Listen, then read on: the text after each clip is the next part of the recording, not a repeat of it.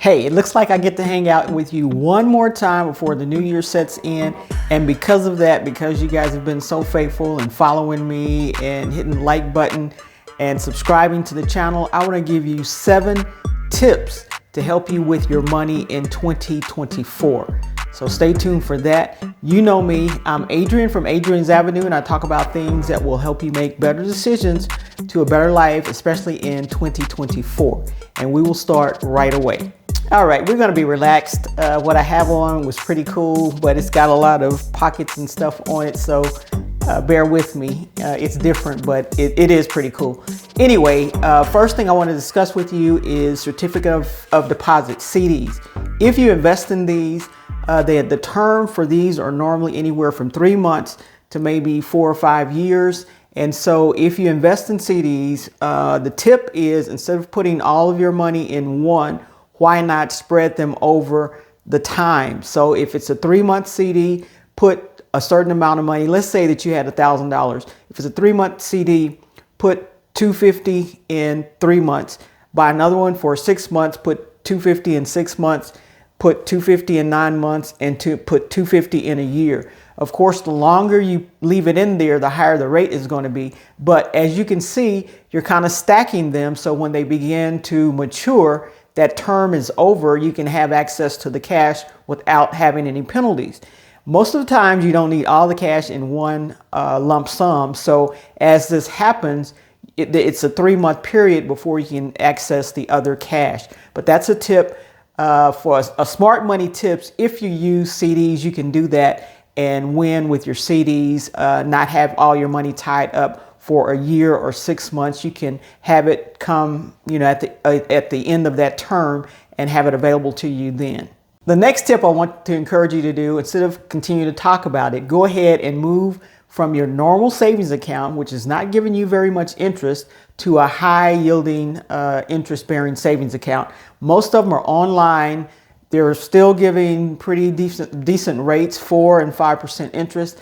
Go ahead, instead of procrastinating and saying that you're going to do it and not do it, go ahead and do it, because you're losing money. This 0.01, 0.02% that you're getting, you're losing money, and you could be making a little more money on the money that you have in the bank. So go ahead and transfer that over to high interest rate bearing savings accounts. Here comes the B word. You know, I had to bring it up in this video for smart money tips. Go ahead and get a budget and stick to it. Whatever budget works for you, if it's a spreadsheet, if it's an online budget, if you need a budget, just go out there. There are various apps that will help you, free apps as well as apps that you pay for, but it will help you in the budgeting area. If you want to have an Excel sheet and just line item everything and make sure you stick to it every month by putting items in there, it could be a zero budget, where you spend all the money that is down to zero before you even start that next month, and then adjust your money as adjust the budget as your month goes by, because no 2 months are going to be the same. Your utility bills are going to be different. Other payments may be different. So no 2 months will be the same. So make adjustments. And as you get raises, make adjustments. Put more into savings, put more into paying down debt. Do the things that you need to do in 2024. Okay, guys, here it is. Live within your means. That is probably, beyond the budget, the second single most thing that you can do is live within your means. That means that you don't overspend. That means you stop looking at the Joneses and anybody else around you that are heads over heels in debt, but you live within the means. You buy the things that you want to buy within your means. Save for what you want to do within your means.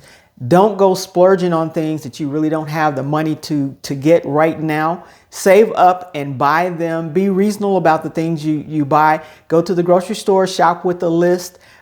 Save within your means. Do the things that you need to do to make sure the money that you have coming in covers what you have going out, and have a little extra left over. I call it the gap. If you have the gap, that's when you can start investing, and that's when you can start saving, investing in real estate, investing in the stock market, investing in other things that you want to invest in. But you have to have the gap. If you have more going out than you have coming in. You have a negative gap and you can't save anything because there's nothing to save. So live within your means. Forget about the Joneses. Forget about anybody else's name, because you don't know what they have to go through and what they're doing in order to meet all those bills. If it means getting a second job or doing a side hustle, do that until you get things up under control where you can still live within your means and live the life that you want to live. I still want you to hit that like button and that subscribe button so that you can stay up to date to the latest information as it becomes available to you.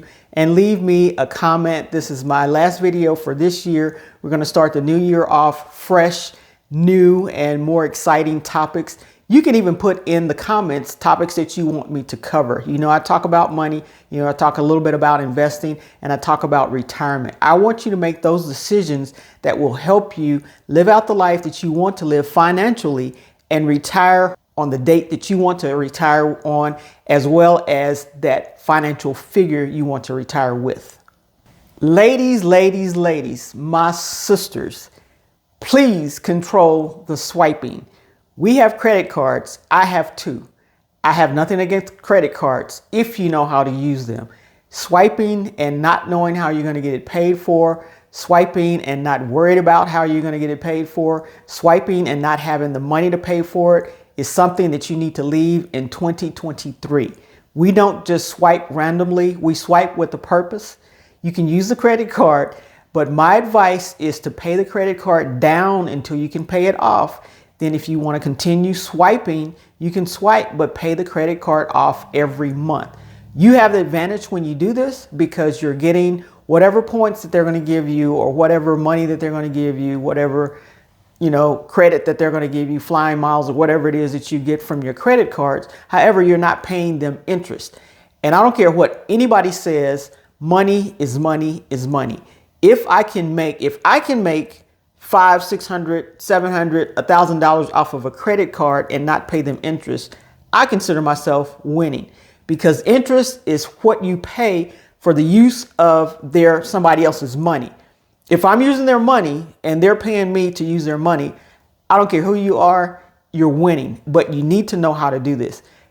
I won't say very few people know how to do this, but not a lot of people understand and actually practice this. I'm telling you what to do. I'm telling you how I've done it for over 30 years. I don't pay interest to anybody's credit card, and they send me gift cards or checks at the end of the year, every year, bar none. So let's learn how to swipe, control the swiping, stay in control of your swiping, be boss, just like you are for everything else. Be boss when it comes to swiping that credit card. Now, this one can be your personal challenge. If you have something that's due or a bill out there or something that's been lingering, pay something off this year. Pay something off in 2024. I don't care what it is. It could be a credit card bill. It could be your car. It could be your house. It could be a rental property. It could be a boat. It could be vacation. Whatever it is lingering out there that's been trailing you for a while, why don't you pay it off? Make a goal, set a goal to get it paid off, whatever it is, school loans, whatever it is, go ahead and make that goal to pay it off. So have a goal this year in 2024 to pay something off, make that promise. It could be something small, could be something very small, a couple of $1,000s, a couple of $100s, whatever it is, pay it off. It could be money that you owe someone that you're avoiding that you need to pay off. Whatever it is, clear your conscience and pay that person off. But don't just pay it down. Get in focus with something and pay it off for 2024. Give yourself that gift. And last, but certainly not least, I want you to be prepared this year for the unexpected. We don't know what this year is going to bring in for 2024. So prepare for whatever may happen. It could be something with the house, and I'm not wishing anything bad on anybody, but we know, like in 2023, things happen. In one of my properties, the sewage backed up. Things happen. I had to have money set aside to cover that. I couldn't let my tenant be out there with a sewage problem. It was my problem. It's my house. It's my problem. So things happen. Something happened to my vehicle this past year, beyond routine repairs. But I was prepared because I knew that that things happen. And so I had an emergency fund. I had something going on. Even for your health insurance, life insurance, dental insurance, vision insurance, all of that. If you wear contacts, if you have glasses, pay someone to take on the risk of something happening so that you're secure, you can sleep at night. If it doesn't happen, that's great. You've won. But if it does happen, you do have coverage for that. So prepare for the unexpected, because something is going to happen. And if you're prepared, you don't have to break your budget. You don't have to do some extra stuff. You have money set aside, or you have the insurance set aside, things in place to take care of the unexpected, because the unexpected, life is going to life. Life is lifing, and there's nothing you can do about it, but be prepared. So be prepared for that. So I've given you the 7 tips that I had that will get you off to a great start in 2024. I want you to consider all of them. It's only 7 of them. Consider all of them, incorporate some of them. The one that you may be missing, some that you're not doing. Incorporate those into your program for this year or for the year of 2024. And I will see you guys in 2024. Looking forward to it.